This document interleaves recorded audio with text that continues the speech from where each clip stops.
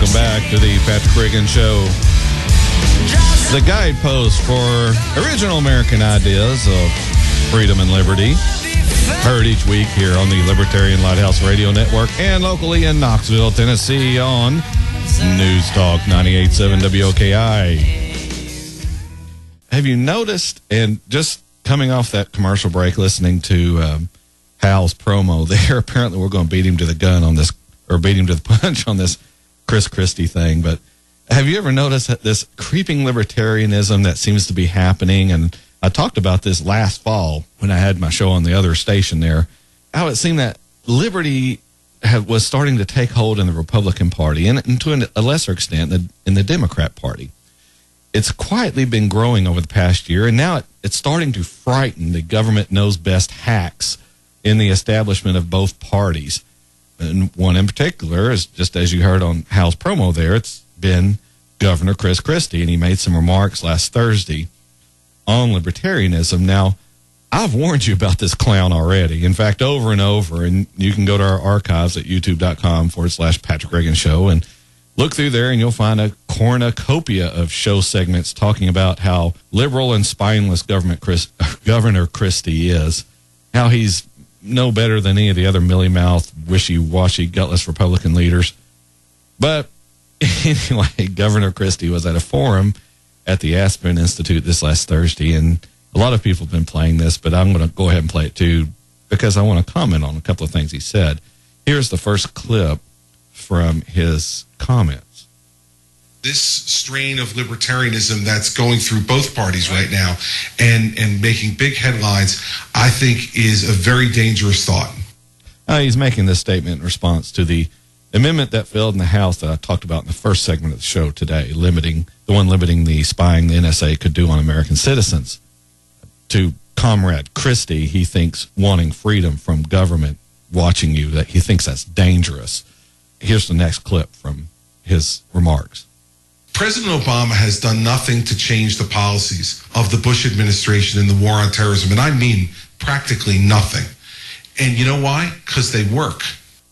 Hey, did you hear all that, you supporters of President Obama? Governor Christie, the man who was dating President Obama right after Hurricane Sandy. You remember that, don't you? It was such a love fest. I kind of wonder now if maybe Carlos Danger had sneaked over there to join in with the governor and the president. If you go back in our YouTube archives, we did a little spoof of the dating game with them. So you should go back and listen to that. But anyway, you ardent supporters of the president, you people who are screaming about George Bush violating everyone's rights in the war on terror, now you're remarkably silent. For those of you who might want to learn more, you can just listen to the show last week, and I addressed these people and their blind loyalty to their leader, these unthinking masses who support without question whatever their leader says they need to do, despite what they might have protested against during a previous administration. No, our guy's in office, so he deserves our blind and lemming-like support. And here's Governor Christie saying all these violations of the Constitution is a good thing. It's a good thing when President Bush was doing it.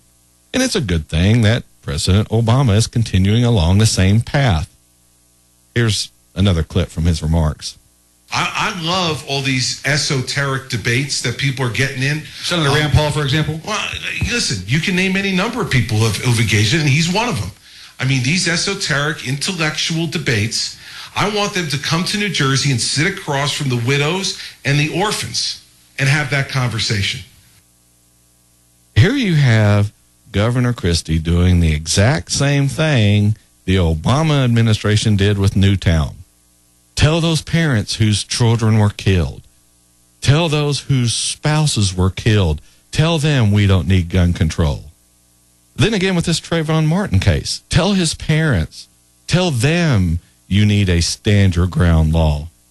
The government will stand on the corpses of its own citizens in order to take away your freedom and liberty. Now, on 9/11, almost 3,000 people were killed in those terrorist attacks, and that's one of the main reasons why we've had our freedom and liberty largely done away with in this country. In contrast, over 25,000 people were killed in the Revolutionary War. the war to secure my rights as an American citizen. So more people died winning my rights than have died in order for them to be taken away. So yes, Governor Christie, I'll come to New Jersey and sit down with every single last one of the people who had family who died in the attacks on 9/11.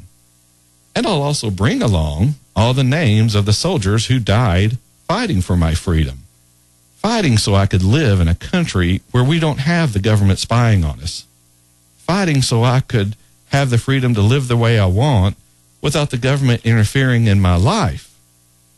I'll also bring along the names of business leaders and entrepreneurs and everyone who has worked to build up this country. Do you think all of these people killed on 9/11 would like the fact that you're using their name and their death to restrict and limit the freedom and liberty of their fellow Americans? I know I wouldn't. So sure, yeah, I'll sit down and talk to whoever you want, Governor Christie. Look, you're nothing but a heartless, scheming politician who will use whatever slain people you need to use in order to push your governmental control agenda on the citizens of your state and this country. You're really no better than any of these other sleazy politicians who delight in the death of others so you can have an excuse to put the government in more control of the people of this country. You know, people ask me why I don't run for political office. Right here's the reason. It's because I'd punch out one of these little slimy worms in a heartbeat. I would be in jail the first week because I wouldn't stand to listen to this kind of crap. This sanctimonious, I know what's best for these poor, unwashed citizens of this country. I know what's best more than they do. These plebes just need to shut up and let government do whatever it wants to do. We can watch ourselves. We don't need you doing it. I swear if I was standing next to this ignoramus when he was spouting this garbage, I'd probably lose it. I hate to admit that, but feeling like I did when I was putting these clips together, and now to hear them again, it just makes my blood boil to hear the condescension from all these busybodies, these people flagrantly violating the Constitution on a daily basis. I'll never understand how they got into office in the first place. Let's get to this next clip before I get too riled up. But I think we need to be very cautious about how joyful we are over the idea that somehow we're going to shift this baby way back. So what he's saying is, don't get too excited about trying to roll back the NSA. Because Governor Christie is going to be one of the ones fighting you on it. He isn't going to stand by and let you have your freedom back. No, sir. You don't know how much you don't need it. He does, though. So you need to trust him and the government. Here's one last clip from his remarks. What our first job is, all of us, is to protect the lives of the people we serve. And I'm very nervous about the direction this is moving in. Wrong, Herr Christie. Your first job is to protect freedom and liberty. Here's what you swore to when you took the job as governor of the state of New Jersey. You said, I, Chris Christie, elected governor of the state of New Jersey, do solemnly promise and swear that I will support the Constitution of the United States and the Constitution of the state of New Jersey, and that I will bear true faith and allegiance to the same and to the governments established in the United States and in this state under the authority of the people, and that I will diligently, faithfully, impartially, justly, and to the best of my knowledge and ability execute the said office in conformity with the powers delegated to me, and that I will, to the utmost of my skill and ability, promote the peace and prosperity and maintain the lawful rights of the said state, so help me God. Nowhere in there does it state that your first job is to protect the citizens. If that is your first job, though, Governor, then you aren't very good at it. In New Jersey, there were 27,173 violent crimes in 2011. 380 of those were murders, more than one a day. And you say your first job is to protect the lives of the people you serve? I'm going to tell you, you stink at it. Either you aren't serving the people of New Jersey or you aren't doing your job adequately, Governor Christie. Of course, my point is the government's job is not to protect you. That's your job. You have to watch out for yourself and the ones you love. Don't abrogate that duty or you'll find yourself hurt or even worse, dead.